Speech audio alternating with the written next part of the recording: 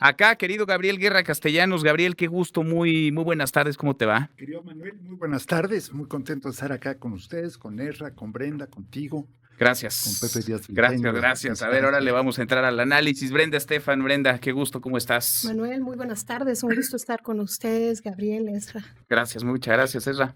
¿Cómo ¿Qué tal, estás? Manuel? Ahí estamos inaugurando una nueva era, aquí los cuatro, más la que tiene Donald Trump preparada para nosotros, que esa va a ser, sin duda alguna, una gran, si no sorpresa, Ujú. sí, va a ser pues más difícil, creo yo, de transitar que la primera vuelta de Trump. Empezó a tambor batiente, Gabriel, ya anunciando, declarando algunas cosas que serán sus primeras decisiones de gobierno. Esto de que los cárteles de la droga mexicanos se conviertan en organizaciones terroristas extranjeras, declarar la frontera sur de los Estados Unidos en emergencia nacional. En fin, va a cumplir Va a todo lo que cumplir, dijo. va con todo, Manuel, colegas. Creo que lo primero que yo señalaría es la enorme diferencia frente a hace 8 años. Hace 8 años llegó un Trump que no tenía idea de cómo funcionaba Washington, que tenía un equipo completamente dispar, inexperto, y que ahora llega muy ordenado, muy estructurado.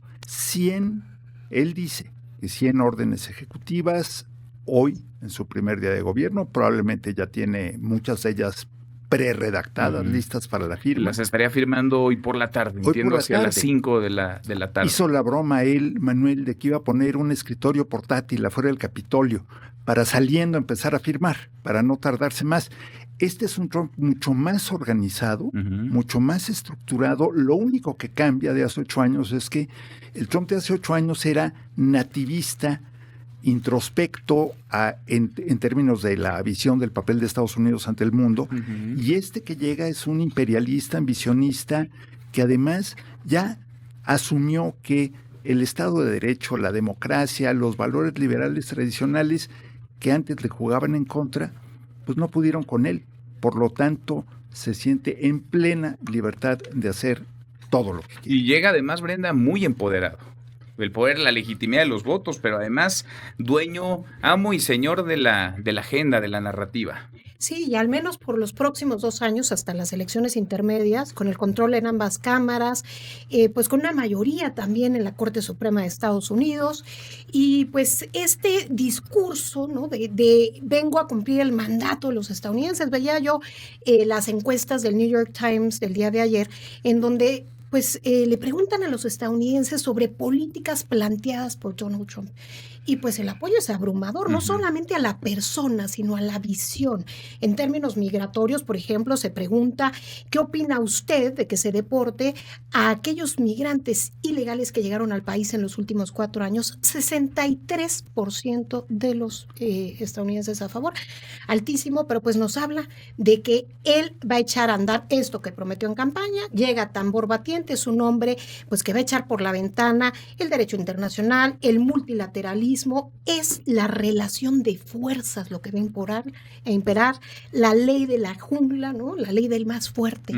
Y México tiene que estar preparado para ello, porque si bien durante muchos años a quienes nos hemos dedicado a seguir la política estadounidense, pues había a veces debates presidenciales y México ni salía, ¿no? Ni se tocaba, ¿no? Reportes de política exterior en donde no se mencionaba México. Pues hoy México está en el centro del huracán.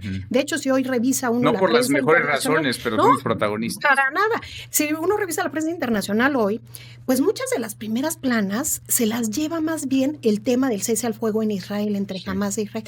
Me parece que eso tiene que ver con que Trump de alguna forma ya era presidente de facto, ¿no? Desde el 5 de noviembre empieza a tomar decisiones, designaciones, el centro de poder político se traslada a Mar-a-Lago y pues ya no hay muchas sorpresas el día de hoy. Sin embargo, pues en la segunda nota, cuando hablan de Trump, siempre refieren al tema migratorio y a México en particular. Pues te digo, Manuel, estamos en el ojo del huracán. Estamos en el ojo del huracán, decía Serra, es un parteaguas o lo será, no solamente para México, para el mundo, un antes y un después con la llegada de este Donald Trump en su segundo periodo. A ver, Gabriel mencionaba esta nueva faceta, digamos, del aislacionista al imperialista. Habría que ahí entrar de lleno al matiz de qué es lo que puede o lo que lo que puede realizar desde esta perspectiva. Mencionó en el discurso hace unos momentos el tema Panamá. Otra vez en Panamá los chinos nos están engañando y vamos a retomar Panamá, ahí tu Panamá, como diría Theodore Roosevelt. El otro elemento es este primer golpe hacia la Unión Europea con el tema Groenlandia, sí, bajo la supuesta amenaza, ahora sí, de Rusia, su antiguo pues aliado. Ahora veremos por dónde la juega. Y creo que en ese sentido, bueno, el tema Canadá, por supuesto, que se lo quería anexar prácticamente, si bien son temas que difícilmente puede procesar, al menos rápidamente, sí le da juego a un Donald Trump que sigue nombrando funcionarios. Primero, lo que está haciendo al estilo populista, y esto lo conocemos muy bien aquí, es nombrar a los leales. O sea, sí, todos aquellos que eran profesionales y no estuvieron dispuestos a pues cometer absurdos como lo que les estaba ordenando. Tan es así que hoy en la mañana Biden todavía tiene que perdonar a Anthony Fauci, porque si no se lo llevan al bote. Y en ese sentido, cuando tú volteas a ver el gabinete que está planteando, pues ahí un secretario de salud que está en contra de las vacunas, por un lado, toda una estructura o un pensamiento ligado a la visión de un empresario de altos vuelos, como el señor que tiene hoy la posibilidad, dice, de llegar a Marte, ¿sí? Y plantar la bandera. Y plantar la bandera americana ahí. Estás hablando de algo que, pues, como que no cuadra con lo que supondríamos una región integrada, México, Estados Unidos, Canadá. Pero eso es lo que está sucediendo en todo el mundo. Es muy probable que en un ratito tengamos a un primer ministro canadiense, ya no Justin Trudeau, por supuesto, pero sí un ministro canadiense mucho más afín a Trump, sí, que lo que hoy... A ver, los duros de Canadá parecen más duros todavía que los estadounidenses. José Díaz Briceño, ¿en qué va la cosa ya en Washington DC? Entiendo que salió ya del Capitolio Joe Biden, expresidente ahora de los Estados Unidos, José. Así es, Joe Biden se traslada desde el ala este del Capitolio rumbo a la base aérea Andrews. De ahí partirá rumbo a California, Manuel.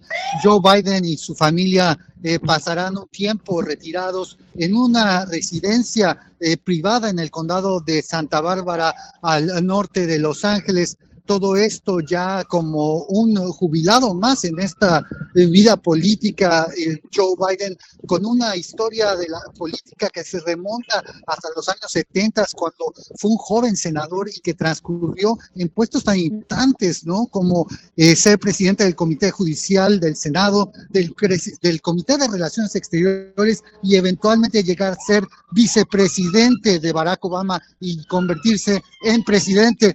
Joe Biden sale de esta capital, pues terminó con una de las aprobaciones más bajas, alrededor de los 36-37 Congreso al presidente entrante. Eventualmente continuarán las festividades aquí en Washington, que concluyen con el desayuno de oración nacional mañana temprano aquí mismo, en el que los grupos principalmente evangélicos se le desean una buena gestión al presidente entrante. Todo esto también habla del carácter distinto que está teniendo esta toma de posesión a lo que ocurrió hace 8 años, cuando llegó por primera vez, cuando Donald Trump se veía prácticamente como un intruso, alguien fuera de la política que llegaba.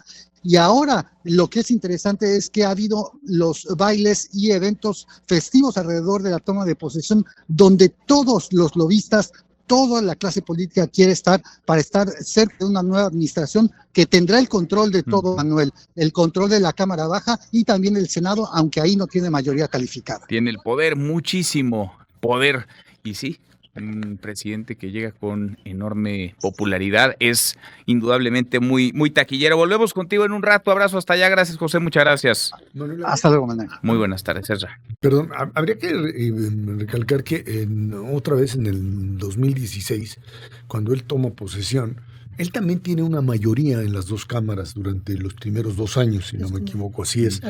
Y no la puede, o sea, no tiene la habilidad para controlar le renuncian los presidentes del speaker famoso.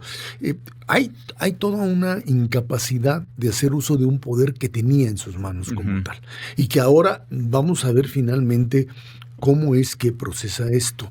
A ver, yo quiero que me digan si habló algo, porque yo no alcancé a escuchar que hablara del tema de aranceles. Específicamente. Sí, habló en términos generales. A ver, Gabriel. Pero no especificó, perdón que entré así de bote pronto. Varias cosas que yo creo que conviene, unas recordar y otras poner en la mesa. Primero, tiene mayorías en las dos cámaras, tiene mayoría comodísima en la Suprema Corte, es decir, prácticamente cualquier cosa que haga Donald Trump tiene, porque además él colocó a 3 ministros en la Corte, cuando fue presidente la vez pasada, son vitalicios en Estados Unidos. Y ahora sí es dueño, amo y señor del Partido Republicano.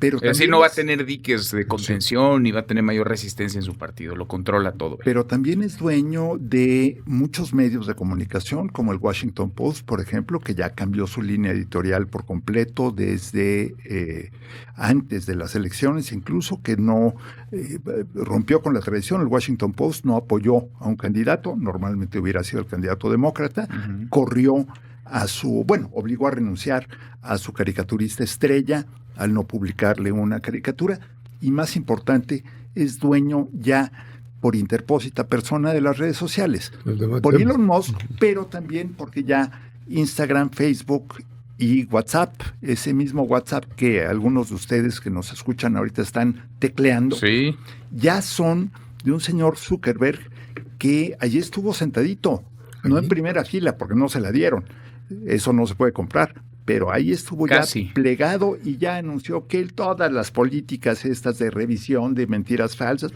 ya se acaban, y que ya es hora de reafirmar la masculinidad, dijo Zuckerberg, que así que digamos que es Charles Atlas y el máximo exponente de la masculinidad en el mundo, pues no se me hace, pero bueno, cada quien... Bueno, a ver, entre las cosas que hoy dice Donald Trump en su discurso es que desde el gobierno de Estados Unidos solo hay 2 géneros, masculino y femenino, y tiene a esta larga lista ya que mencionan de dominio, de control. Tráigame un café, porque esa es la visión de Donald Trump. Claro, por supuesto. Pero a ver, tiene los millonarios. Tiene a Jeff Bezos, a Elon Musk, a Mark Zuckerberg. Tiene un dominio y un control que no hemos visto, ¿verdad? Pero además tiene una agenda muy definida, un diagnóstico muy claro en muchos terrenos. Leyó muy claro que la industria tecnológica era la nueva punta de lanza y hizo una alianza clara con ellos. Y los líderes de la tecnología estadounidense pues cambiaron también de ser Silicon Valley más prodemócrata. De hecho, ellos florecen bajo administraciones demócratas, pero cambian de línea y hoy están totalmente pues plegados a la visión trumpista. Avisan que se van a cancelar las políticas de diversidad y equidad dentro de sus empresas, las de cambio climático, ¿no? Lo vemos en Meta, lo vemos en Amazon, y habría que sumar a esto que decía Gabriel, el tema de cómo tiene control también del Ejecutivo, porque cuando entra hace 8 años tenía personajes como Mike Pompeo, como Nikki Haley, como los republicanos de cepa, digamos, que le pusieron pues contención. Esta idea de cambiar al Estado profundo ya la traían otros presidentes. Bush Jr., por ejemplo, era muy de esa visión y sin embargo no logró avanzarla. Lo que cambia aquí también es que Trump dice que va a despedir alrededor de 50,000 funcionarios del gobierno federal estadounidense, algo que en México no conocemos mucho, que son personas que se quedan independientemente de qué partido llegue al poder, porque mantienen la memoria institucional, porque son encargados de cuestiones técnicas. Digamos, funcionarios de carrera. Así es.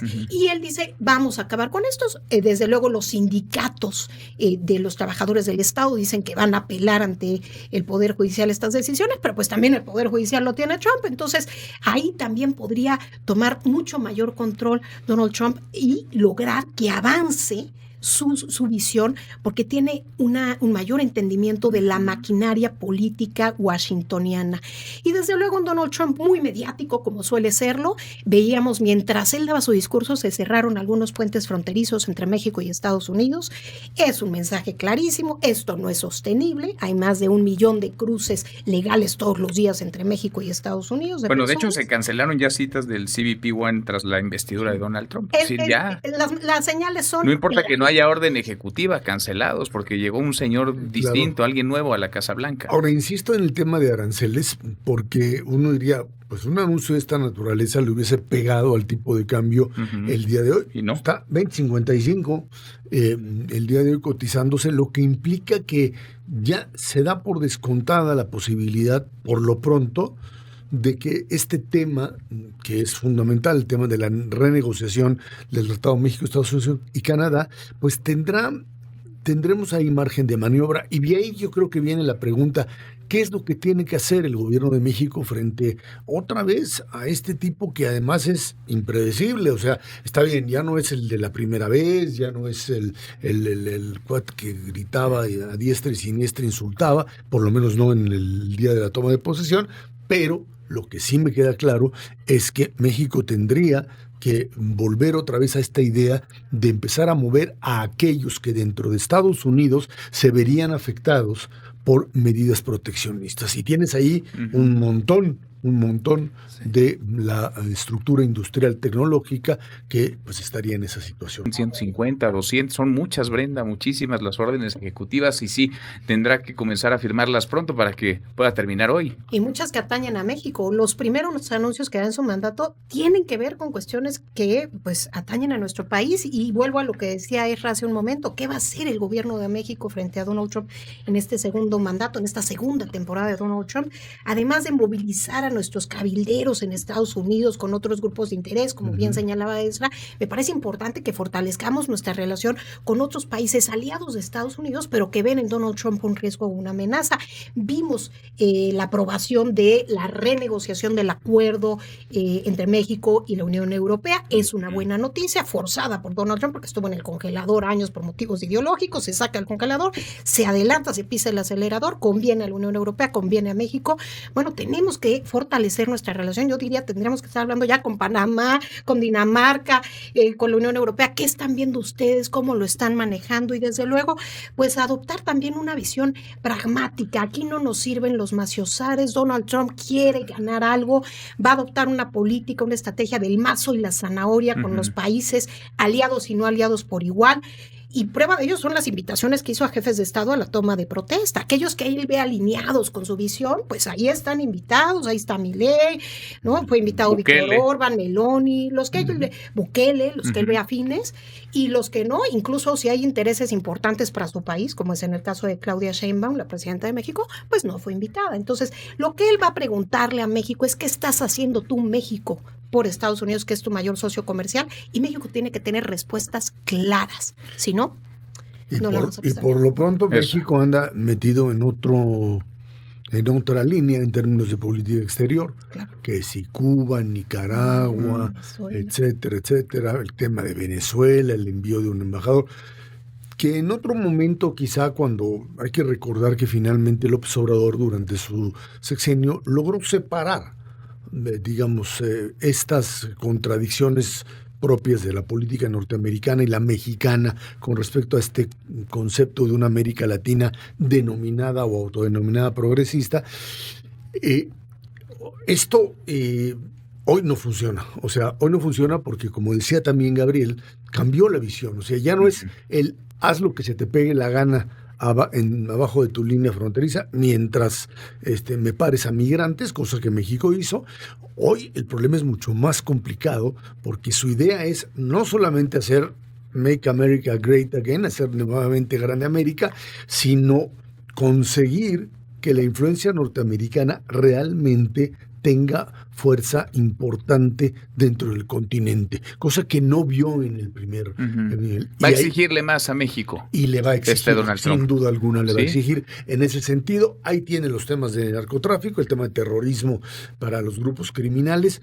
Hay muchos temas que le sirven ahora a Trump en esta visión de expandir el control y de cambiar la fisonomía. Y crucial China, porque el tema de Groenlandia, el tema de Panamá están ligados a China. O sea, habla de que China controla las dos empresas de los dos lados del canal de Panamá y que puede ahorcar al canal de Panamá en un momento de crisis. Habla de que Groenlandia, porque se está deshielando el Ártico y eso le puede permitir a China tener otras rutas de navegación para aumentar su comercio en la región de las Américas. Y eso es el fondo del asunto. Entonces, para Trump será crucial también el manejo que el gobierno mexicano le dé a la presencia de China en nuestro país, lo transparente, y en cuestiones de seguridad nacional que atañen a Estados Unidos, tengamos cierto cuidado. Va a cambiar, eso es indudable, Gabriel, va a cambiar la relación bilateral México-Estados Unidos. Va a cambiar, por supuesto, y creo que tenemos que tener mucho cuidado aquí en qué hacemos y cómo lo hacemos.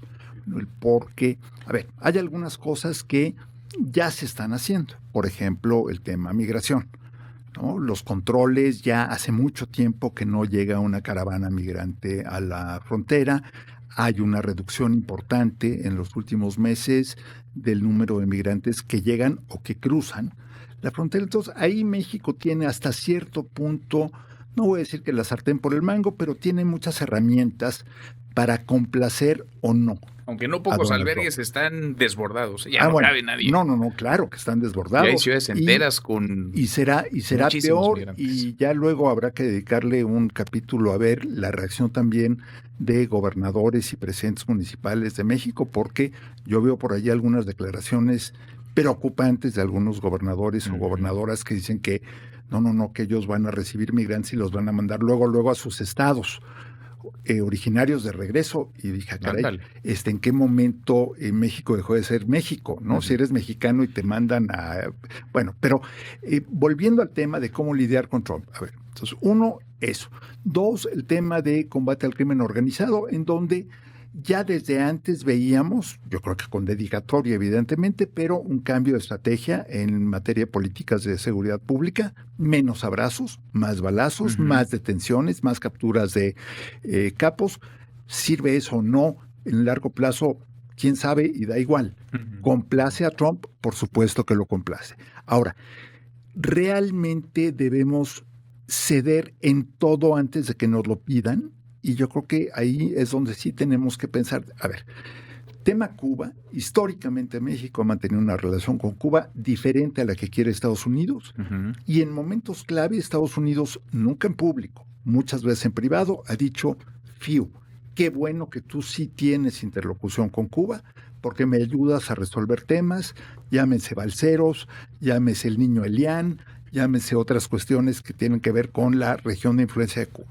El caso de Venezuela es más complicado. ¿Tú ves a Donald Trump, así sea con un matiz mínimo, viendo con buenos ojos la relación México-Cuba, que desde México se le envíe petróleo, por ejemplo, a la isla? Yo no creo que le importe. ¿No? Yo no creo que le importe. No, y que... le importa más en todo caso Venezuela.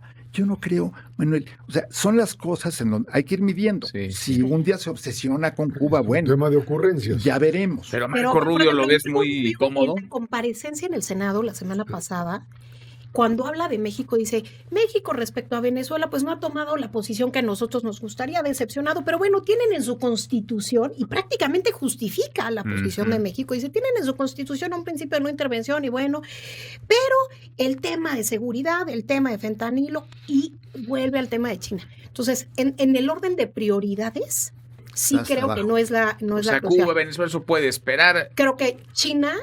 está arriba en lo la lista. Lo económico, los aranceles, migración. Es que el asunto de China tiene que ver básicamente, es cierto, con toda una guerra comercial, pero es lo que afecta a sus socios empresariales. O sea, las figuras de Musk y de todos los demás, etcétera, son los que se ven afectados y por eso lo toma. Uno de los elementos que se estaba manejando como que tenían un enorme temor es todo el conflicto que tiene China en Asia-Pacífico con Japón, con Taiwán, y es una parte en donde dicen, Trump diría, que se lo queden esos los chinos y que se hagan bolas. Es lo mismo que con el tema Ucrania, Manuel. O sea, él dice, yo voy a conseguir la paz. ¿Por qué? Porque le voy a decir, a ver, señores ucranianos, ya hay que parar esto, entréguenles... no sé, lo que ya tienen, ya déjenselo y ahí le paramos. Y eso es lo que, digamos, cambiaría totalmente. Sí, a ver, bueno, son muchas cosas, son demasiados frentes. Lo que nos atañe, digamos, en lo inmediato es lo que ocurre entre México y Estados Unidos en la frontera, que es muy porosa.